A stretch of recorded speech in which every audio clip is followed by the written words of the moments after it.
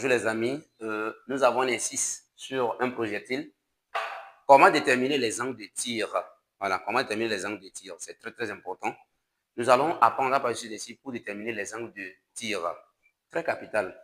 Voilà, donc sans plus tarder, nous allons donc lancer notre sujet et je vais vous montrer comment résoudre des équations du second degré pour déterminer les angles de tir. C'est très capital.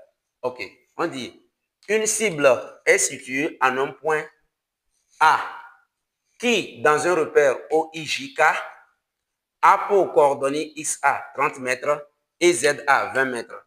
À partir d'un point C de coordonnées XC 0 et ZC 10 mètres, un projectile est lancé avec une vitesse V0 égale 50 mètres par seconde. Déterminer les angles de tir qui permettent d'atteindre la cible. On donne G égale à quoi? 10 mètres par seconde carré. Regardez maintenant ici notre figure. Nous allons donc passer. Ici, dans ce sujet, d'abord, nous allons recenser les données. Donc, d'abord, les données de l'exercice. Les données de l'exercice. Vous avez le point A qui a pour coordonnées XA, combien? 30 mètres. Vous avez ici ZA, 20 mètres. Vous avez le point C qui a pour coordonnées 0 et ZC qui est égal à combien? 10 mètres. Vous avez également la vitesse initiale V0, 50 mètres par seconde. Et vous avez G est égal à 10 mètres par seconde. Ok, vous lancez le projectile pour que ce projectile puisse atteindre la cible. Alors, quelles sont les forces qui agissent sur notre projectile? La seule force que nous avons ici, c'est le poids P. Donc, on va faire bilan des forces. Bilan des forces. Bilan des forces. 2 points. P, poids du projectile. Poids du projectile.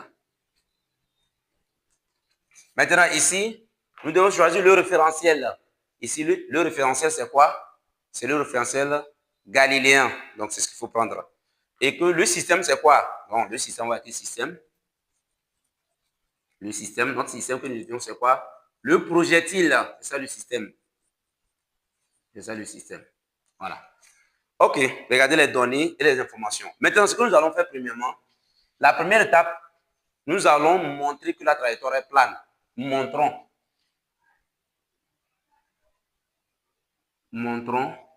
que la trajectoire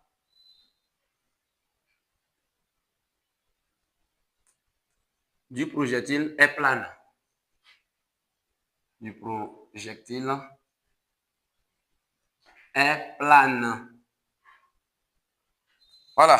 Pour montrer que la trajectoire du projectile est plane, la première étape, nous allons appliquer TCI d'abord. Théorème du centre d'inertie, TCI.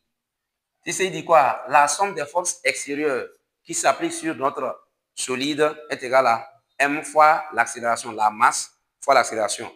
Alors que nous avons une seule force, le poids P, alors vous écrivez P est égal à quoi? MA. Ce qui implique MG égale MA. Voilà, conclusion, A égale à quoi? G. C'est une constante. Voilà, quelle est la nature du mouvement? Le mouvement est uniformément varié. On va dire mouvement uniformément varié. Voilà. Voilà. Quelles sont les équations horaires pour un mouvement uniformément varié? Nous allons donner l'équation générale, c'est-à-dire, de façon générale, OM est défini par quoi? Un demi de AT carré plus V0T plus OM0. Voilà. Et le vecteur vitesse V est égal à quoi? AT plus V0. AT plus V0. Pardon. Voilà. Arrivé donc à cette étape, nous allons déterminer les coordonnées des paramètres. C'est-à-dire, quelles sont les coordonnées de A, V0, OM0. On va déterminer les coordonnées. On commence par l'accélération A.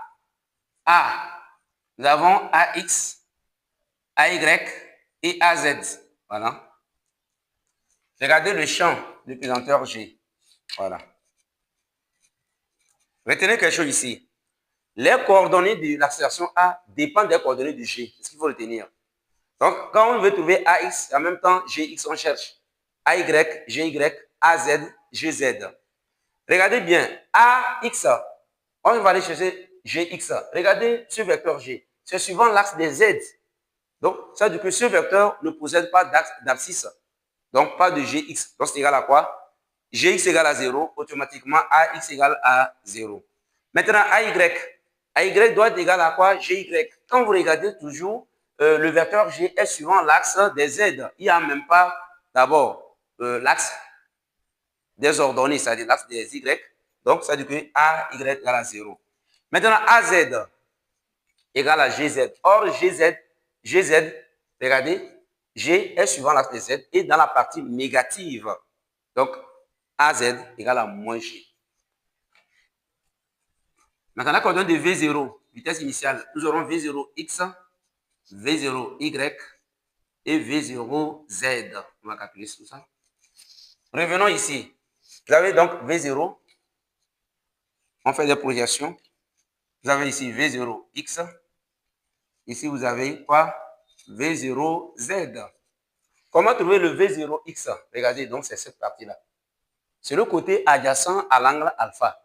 Alors, pour trouver le V0X, ça fait quoi? Ça fait V0 cosinus alpha. C'est tout. V0 cosinus alpha. Maintenant, V0Y, nous sommes dans le... Quand vous regardez déjà, c'est X, Z. Il n'y a pas Y. Donc, V0Y aussi n'existe pas. Ça fait 0. Maintenant, V0Z. Regardez V0Z. C'est la distance-là, on cherche. C'est le côté opposé. Donc, cette distance-là, c'est elle également ici en même temps. V0Z. Donc, c'est opposé à l'angle alpha. Donc, on cherche pour trouver cette distance, on va faire quoi? On applique sinus. Alors, le V0Z est égal à quoi? Ça fait V0 sinus alpha. Donc, c'est ça. On écrit V0 sinus alpha. On va terminer les coordonnées de OM0. OM0, ça fait X0, Y0, Z0. Qu'est-ce qu'on appelle OM0? OM0, c'est-à-dire les coordonnées du projectile à l'origine, AT égale à 0. Or, AT égale à 0, le projectile ne se trouve pas à l'origine, mais il se trouve à un point C ici quelconque. D'abord, son abscisse égale à 0, parce que déjà, le projectile se trouve sur l'axe des Z. 0. Son ordonnée également 0. Mais, son axe Z, ça fait ZC, puisque AT égale à 0, il c'est déjà à cette position. Donc, on écrit quoi? Z0 égale à ZC. OK. On a trouvé donc les coordonnées de ces vecteurs. On va déterminer maintenant les équations horaires. Suivez très bien ici. Si vous prenez OM, donc, vous avez X est égal à quoi? Y et Z. Les coordonnées de OM, ça, du projectile. Vous avez ceci. Je vais définir ça pour vous permettre de mieux comprendre. Vous avez AXT plus V0X, pardon, AXT carré, 1 demi de AXT carré, plus V0XT plus X0. Je vais vous détailler ça comme ça pour vous permettre de mieux comprendre. Demi de quoi? AYT carré plus V0YT plus quoi? Plus Y0. Ici, vous avez quoi?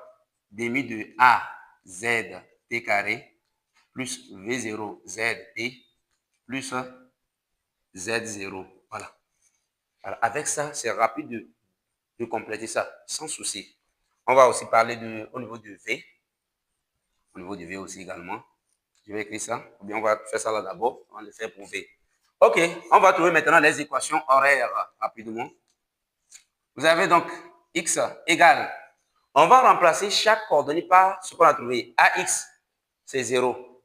Donc ça là, ça fait 0. V0X, V0 cosinus alpha, on remplace. V0 cosinus alpha. Et X0, 0, c'est fini. Maintenant, on prend Y. AY, 0, donc ça là, ça fait 0. V0Y, 0, 0 également. Y0, 0, donc ça fait 0. Maintenant, Z. AZ moins G. Donc, on remplace ça. Moins demi de GT carré. Plus maintenant quoi? V0Z. V0 sinus alpha. On remplace ça. V0 sinus alpha T. Plus maintenant quoi? Z0, c'est ZC. Voilà, plus ZC. Voilà, regardez les équations horaires. Maintenant, comment montrer que la trajectoire du projectile est plane? On dit que quoi? Pour montrer que la trajectoire du mobile ou bien du projectile est plane, il faut que parmi les équations horaires, l'une des équations horaires soit constante. Voilà, donc soit constante. Quand vous regardez les trois équations horaires, il y a Y qui est une constante qui est égale à 0. Alors, la trajectoire du projectile est plane. Donc, on écrit comme Y égale 0, alors la trajectoire est plane. La trajectoire, donc on va écrire ça ici. Alors la trajectoire est plane. Et le projectile évolue dans quel plan? On va appeler ici ça. Et le projectile évolue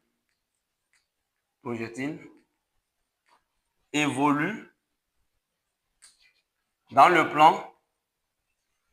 Voilà. Dans le plan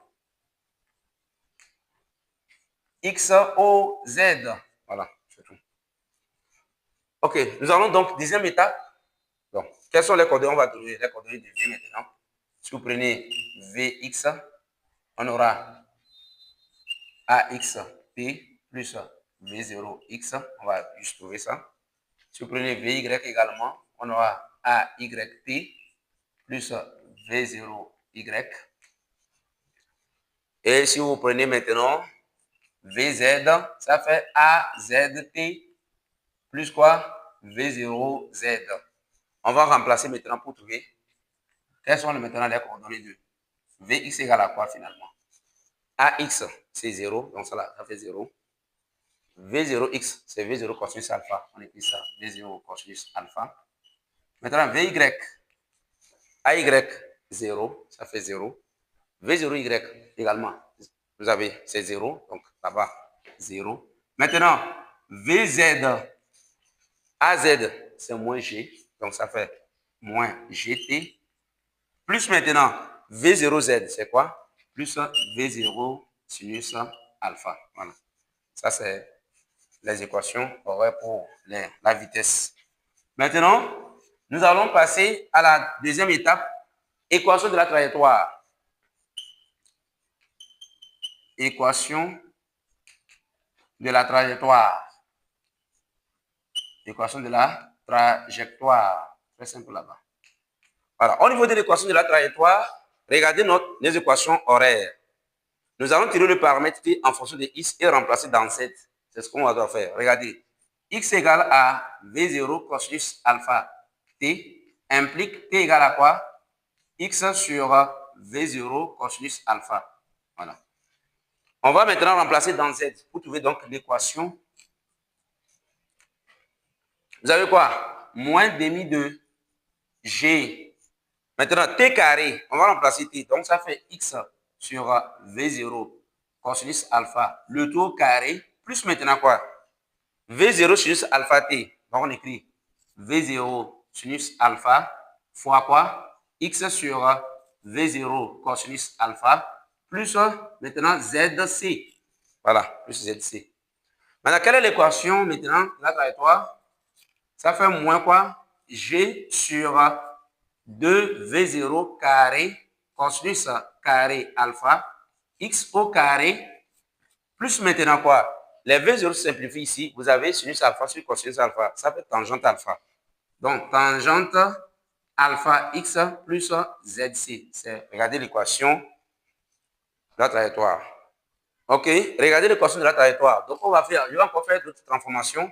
Vous avez Z est égal à quoi? Moins G sur 2V0 carré fois 1 sur cosinus carré alpha X au carré plus tangente alpha X plus ZC. Rappelez-vous en trigonométrie que quoi? Or, 1 sur cosinus carré alpha est égal à quoi? 1 plus tangente carré alpha. Voilà. Je vais remplacer 1 sur cosinus carré alpha par cette expression là-bas. Là, on obtient quoi? Z est égal à quoi? Moins G sur 2V0 carré, facteur de 1 plus tangente carré alpha, x au carré plus quoi? Tangente alpha x plus ZC. Donc, nous allons passer donc à l'équation numérique. L'équation numérique, nous allons remplacer. Z est égal à quoi? G, on nous a donné 10. Donc, ça fait moins 10 sur 2 fois combien? 50 au carré. Facteur de 1 plus tangente carré alpha. X au carré plus quoi? Tangente alpha x plus combien? ZC, c'est combien on nous a donné? 10 plus 10. Ok, lorsque vous calculez, vous obtenez donc Z égale à quoi? Moins 2 fois 10 exposant moins 3, facteur de 1 plus tangente carré alpha x au carré plus tangente alpha x plus 10. Voilà. Maintenant, la dernière étape, déterminons les angles de tir. Déterminons les angles de tir. Voilà. Comment déterminons les angles de tir? Donc, on va écrire quelque chose ici. La cible A. Ok, la cible A n'est atteinte que lorsque ces coordonnées vérifient l'équation de la trajectoire. Donc, on va dire que quoi? Le point A de coordonnées XA, ZA appartient à la trajectoire. Appartient à la trajectoire. D'où on va remplacer en même temps. Vous avez nous avons notre équation ici. Ça fait ZA doit être égal à quoi? Moins 2, 10 exposant moins 3. Facteur de 1 plus tangente carré alpha. XA au carré plus quoi? Tangente alpha XA plus 10. Voilà. On va remplacer maintenant. Suivez très bien. On va remplacer. ZA, c'est combien? 20. 20 est égal à quoi? Moins 2, 10 exposant moins 3. Facteur de 1 plus tangente carré alpha. Maintenant, x de A, c'est 30. Donc, 30 au carré plus 30 tangente alpha plus 10. Suivez très bien. On va aller pas à pas. Alors, vous avez donc élevé 30 au carré. 30 au carré, ça fait 900. Si vous faites 900 fois ça là d'abord, vous obtenez moins 1,8. Donc, ça fait 20 est égal à quoi? Moins 1,8 facteur de 1 plus tangente carré alpha plus 30 tangente alpha plus 10. On va aller pas à pas. On va donc développer. Ok. On va donc développer. Alors, regarde ce que ça donne. On va développer donc 20 égale à quoi? Ça fait moins 1,8. On fait développer. Moins 1,8 tangente carré alpha plus 30 tangente alpha plus 10. Ok. Maintenant, on va faire la différence. Vous allez faire 10 moins ça là. On trouve 8,2 moins 1,8 tangente carré alpha plus 30 tangente alpha. Donc 20 égale. On va ramener 20 là de ce côté. Si vous ramenez 20 ici, ça devient moins 20. Alors on va écrire ceci. Moins 1,8 tangente carré alpha plus 30 tangente alpha. Maintenant, lorsque vous ramenez 20 ici, ça devient moins. Alors vous allez faire 8,2 moins 20. il vous reste moins 11,8. Donc, moins 11,8 est égal à 0. OK. Nous sommes, donc arrivé à cette étape, nous sommes amenés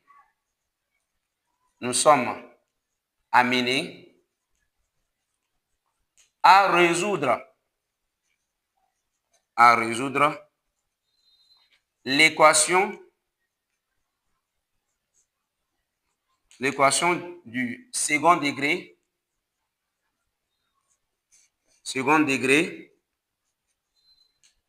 en tangente alpha. 2 points. Ici, nous allons multiplier par moins. Donc, on obtient quoi? 1,8 tangente carré alpha moins 30 tangente alpha plus 11,8 égale 0. Maintenant, nous allons passer donc l'utilisation de quoi? Discriminant. Discriminant par définition, ça fait quoi? B carré moins 4AC. Où est B? C'est ça. Moins 30 au carré moins 4A. C'est 1,8. C, 11,8. OK, vous devez donc calculer, lorsque vous calculez donc le discriminant, vous obtenez donc discriminant est égal à quoi? 815,04. Voilà, maintenant vous devez calculer aussi racine carrée du discriminant. Alors, racine carrée du discriminant, lorsque vous calculez ça, vous obtenez donc 28,54. OK. Alors, nous allons déterminer, ici, c'est tangente alpha qui est inconnu. C'est comme on va déterminer x1, x2. Le discriminant est supérieur à 0, donc on a deux solutions. On va calculer tangente alpha 1 d'abord. Tangente alpha 1, qui est considéré comme quoi? X1. Tangente alpha 1 égale à quoi? Moins B, moins racine du discriminant sur 2A. Ça, c'est la formule, ça. Qui est égal à quoi? Moins B. Le B, ça fait 30. On a B. Pardon. B, c'est moins 30. On remplace. Ça fait 30 moins ceci. Divisé par quoi? 2 fois 1,8. Ah, c'est ça. Alors, lorsque vous calculez, vous obtenez donc tangente alpha 1, ça fait 0,4. On peut déterminer la valeur de alpha. Donc, alpha 1 égale tangente moins 1 de 0,4. Voilà, c'est ça. Et vous calculez, vous obtenez donc alpha 1 est égal à 22 degrés. Voilà. Là-bas, quelle est la nature du tir? On sait que lorsque l'angle de tir est inférieur à 45 degrés, on va dire que le tir est comment? Tendu. Voilà. Après, on va dire le tir est tendu. Voilà. OK. On va déterminer maintenant tangente alpha 2. Tangente alpha 2, on applique moins B plus racine carrée du discriminant sur quoi? Sur 2A. C'est-à-dire, vous avez B qui est égal à moins 30. On remplace, ça devient 30 plus 28,54 sur 2A. 2 fois 1,8. Lorsque vous calculez tangente alpha 2, vous obtenez donc 16,3. Voilà. Vous obtenez 16,3. Il faut donc déterminer alpha 2. Alpha 2 est égal à quoi? Ça fait tangente moins 1 de quoi? 16,3. Vous obtenez donc alpha 2 est égal à 86 degrés. Regardez les deux angles de tir possibles. Et lorsque vous trouvez un angle de tir qui est supérieur à 45 degrés, quelle est la nature du tir? Le tir en cloche. Ça, c'est le tir en cloche. Voilà. On écrit naturellement, on écrit tir en cloche.